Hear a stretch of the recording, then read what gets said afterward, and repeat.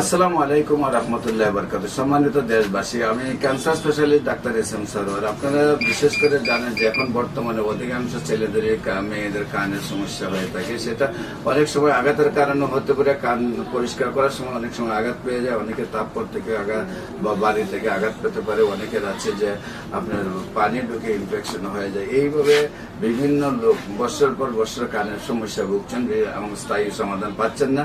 যাদেরকে বলবো আমি যে আপনারা কানের চিকিৎসা করে বছর পর বছর ভুগছেন, স্থায়ী সমাধান পাচ্ছেন না, তাদেরকে আমরা গণস্বাস্থ্য হোমিওতে আহ্বান করবো। আপনারা স্থায়ীভাবে সমাধান পাবেন।